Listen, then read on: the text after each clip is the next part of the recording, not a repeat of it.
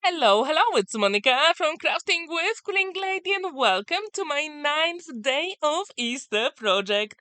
In today's video, I'm going to show you how to create three Easter egg shaped cards, which I think is really cool. And they are all shaker cards. To create my projects, I use SVG file from Creative Fabrica and I made some adjustments. So here you can see the front and the back of the card, and I cut them with my scan and cut machine. Then with that egg shape, I created the offset inwards to create that shaker element. So you can always make adjustments to your SVG files. Then using my colorful Easter collection, I cut one more panel that will be the background for the front of the card. Now it is time to assemble the front white card and the design paper together using liquid glue. But before I attach the shaker element, I'm going to use my scoring board and I'm going to create a top flap, which means that is the way to create any shaped cards. As you can see with the scoring line, now it is time to fold it and burnish. And that is the way to go with any shaped cards. How often do you create shaped cards? Do you like them? Do you have your favorite? Please let me know in the comments down below. So as you can see, this card comes together very quickly. And to be honest, all three of the cards together took me less than an hour. It's always a good idea to burnish your card inside as well. So now let's create that shaker element. From my stash, I'm going to use red liner tape. I did find it today. So this one is from Crafter's Companion and it is 3 mil, which I think is just perfect for any shaker cuts, especially if you're going to use acetate. So that is the way to go. So I'm going to place the red liner tape here, and then before I peel it off, I'm going to use my pokey tool just to make sure it is burnished very well. So now it is time to use a pokey tool and make sure it is perfectly adhered. Because whenever you work with acetate, I think the red liner tape or double-sided tape is the way to go. If you have any tips or tricks how to work with acetate and adhesive, please let me know in the comments down below. So then I also cut that element using acetate on my scan and cut machine. So now you can see it. And then it will be time to add some double-sided foam adhesive because every single shaker card needs it, right? We need that dimension. And what I'm going to do, I'm going to put two pieces of double-sided tape together and then cut them to the size. And I think this is really cool. If you have any excess of any elements, now that is the time to fix it. So I'm going to use my scissors to cut the excess off. Now I'm going to turn it over and it is time for double-sided foam adhesive. If you haven't seen my previous videos with Easter projects, I have a giveaway for you. If you like my colorful Easter collection and if you'd like to get it, there are a couple of rules and I left them in the description down below as well. So rule number one is to be a visible subscriber to my channel. I want you to watch and comment on the all 10 days of Easter projects. Then you can choose any 7 videos on my channel, including some tutorials. I really want you to watch them and comment under them as well. Then I want you to download any free project from Buy Me a Coffee website, and I left the link in the description down below. And when you download this one, I want you to leave the name of the project you downloaded under the 10th day of Easter project, which is going to be tomorrow. And the deadline is the 15th of March. Now, it is time for some sequence. From my stash, as you can see, I've got that massive box. I have it for years, so today is the day to actually use those sequins. As you can see, there are loads and loads of them, and I'm pretty sure they will last forever. So actually, shaker cuts is the way to go. And to be honest, I was inspired by one of my crafty friends called Rebecca. She's got a YouTube channel, Paper Crafting with Rebecca, and I will leave the link to her YouTube channel in the description down below. so you can check it out.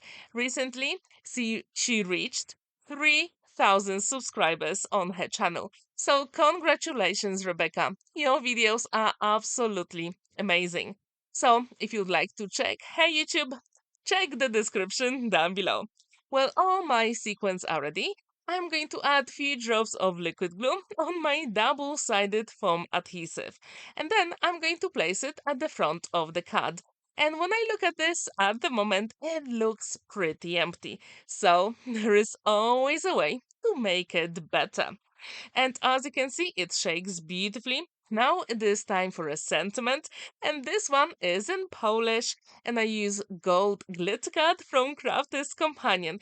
And here are some Easter eggs from my colorful Easter collection. If you'd like to check the collection, I left the links in the description down below where you can find it. So have a look, and if you like it, I really hope you'll take part in my giveaway. Don't forget that the deadline is the 15th of March, so pretty soon. So when the sentiment is ready, the cut will be completed. So as you can see, it is super simple. Now it is time to add some sparkle and gems. I decided to use some orange and purple, so they will work really well with the Easter eggs at the bottom of the card. And as I told you, all these three Easter egg shaker cuts will fit into 5 by 7 inches envelope. Now I'm going to cut the excess at the bottom so the cut can stand proudly on a flat surface so it doesn't rock. So now it is finished and there is plenty of space to write your message inside. Now it is time for cut number 2. Again, I use my colorful Easter collection and I cut that beautiful design. And using my canvas workspace, I added 2 wavy lines for extra interest. So if you do have any SVG files, I do recommend you play with them because the possibilities are endless. So, to be honest, I only have one SVG file with the Easter egg. However, as I told you, I changed it so I only use the biggest panel with no details, then I offset it inwards to create that shaker element, and then using Canvas Workspace, I use the 3 lines that are on the software, and then I added them to the egg, and that's how my pattern became together super quickly. And I think if you like to create, this is the way to go. So now as you can see, I attached the front and the back panels together. Again, super quick and simple. And it's always a good idea to burnish your cut inside as well. So this way, it's going to be professionally finished and it's going to last forever. Now it will be time for some red liner tape, and when this is ready, then we have to add the acetate. I already burnished all that backing of red liner tape. Now I'm going to peel it off with that amazing pokey tool. Do you have your favorite pokey tool in your stash? I really like mine because I use it every single day. I wonder, have you seen all my 9 days of Easter projects? If you haven't, there is always time to catch up because Easter is coming very soon this year. And if you like my colorful Easter collection, don't forget about the giveaway, and all the rules are in the description down below. So now it will be time for the acetate, and when this is ready, now we have to add the double-sided foam adhesive, which is really cool. Again, I'm going to add 2 layers for extra dimension. So this way, I can fit even more sequins inside, which I think is really cool. How often do you create shaker cuts? Because I don't do it very often, but as I told you, I was inspired by Rebecca, and she tries to create them as often as she can. And on her channel, she's got some amazing videos with card sketches. I really hope you will enjoy them. Now it is time for double-sided foam adhesive, and when this is ready, now it will be time to add our sequence, which I think is really cool. And again, I've got my box. This time I decided to have 3 different colors. And as you see, I only have the orange with pink, then I have some purples and blues. So I'm going to use all of them. And I had to remove the stars because I thought they don't really work well with the Easter theme. If you agree with me, please let me know in the comments down below. And as you can see, this box is going to last me forever. I've used it for the last, I don't know, 7 years, and there is still plenty of them here. What is your trick when you use sequins, and how often do you do it? Please let me know in the comments down below. So when all of them are exactly where I want them, I'm going to fix that double-sided foam adhesive using my pokey tool. So this is the best trick before you assemble the whole card together, because then it will be too late. So when everything is ready, I also want to make sure there are no sequins on double-sided foam adhesive, because then it wouldn't be sticky. Now it is time for a few drops of liquid glue, and we can assemble the front of the card on our amazing shaker element. It's always a good idea to banish it, and as you can see, all the sequins look really cool. Now it is time for some embellishments. And again, from my colorful Easter collection, I chose a couple of elements, because why not? I also have a mini Easter collection as well, and there you can find lots of beautiful ombre Easter eggs. Now, I decided to have some animals on this one, because why not? And when they are ready, I'm going to assemble the sentiment again with polish. But to be honest, I had two different fonts and I couldn't decide. So in the end, I'm also going to put some liquid glue on the animals and on the sentiment. And I think with this font, you can bend the word. So that's exactly what I did to match my project. So if you have very intricate sentiments, you can always play with them and make it really, really cool. So if you have any of very intricate ones, I really hope you'll give them a go. So now the card will be nearly completed. All we need to do is to add some gems. And here I added some lighter and darker green. So as you can see, the card shakes beautifully and it stands proudly on a flat surface. And there is plenty of space to write your message inside. So now let's create card number 3. Again, you know the drill. I've got the front and the back panel and the design paper. So let's assemble them together. How often did you create of your Easter projects this year? Because as I told you, I've got 10 days of Easter. However, I'm pretty sure I'm going to create couple more projects because I do like all the collections I've seen this year and I really, really want to play with them. And to be honest, those 10 days was not enough. So probably next weekend I'm going to have some Easter projects as well. And don't forget that on Monday I'm coming back to my personalized projects, so stay tuned for that. Now I'm going to cut the end a little bit so the card will stand proudly on a flat surface and it won't rock, and that's what I really want. Here I'm using my bond folder to burnish that scoreline, and let's attach the front and the back together. As I told you, it is also a good idea to burnish your card inside as well. Now, let's create our shaker element. Again, using my canvas workspace, I use one of the lines and I added them to the design. I'm going to put together that beautiful design and acetate, and when this is ready, now it will be time to add some double-sided foam adhesive. Again, I'm going to have 2 layers just for extra dimension.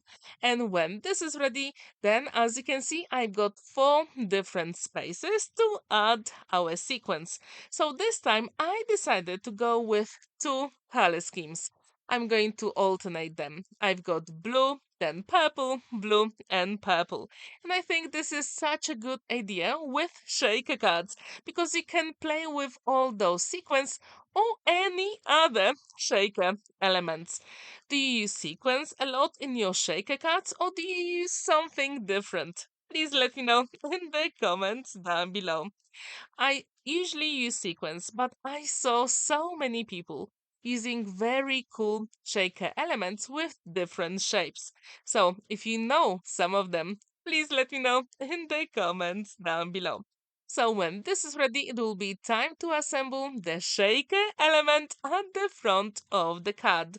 And our card will be nearly completed. However, again, there is always some space to add extra interest. And again, from my colorful Easter collection, I fussy cut some of the elements, including the sentiment as well. I really wanted this card to be super special, so for the sentiment, I'm going to use the black Easter Bunny, and you will see that in a moment. If you have any excess of your card at the back, this is the easiest way to fix it, and no one will ever know. So, let's create our elements on the card. As I told you, I'm going to use a sentiment, and then I've got the chick and the blue Easter egg. I really like when all the elements match together on my projects. So, when this is ready, all we have to do now is to add a little bit of sparkle. Again, I'm going to use my gems for extra interest. And this time, I'm going to use the blue and the purple one. And the card is complete. So in the end, I've got 3 Easter shaker cards. And I really wonder which one is your favorite. So please let me know in the comments down below. So here is card number 3. Then we've got card number 2 with the animals and card number 1 with purple and orange. Which one is your favorite? Please let me know in the comments down below. Thank you so much for watching and spending that time with me. Don't forget to like this video, give it a thumbs up and subscribe to my channel if you haven't already. And don't forget that tomorrow is my last 10 days of Easter project, so stay tuned for that. Have a wonderful day and happy crafting!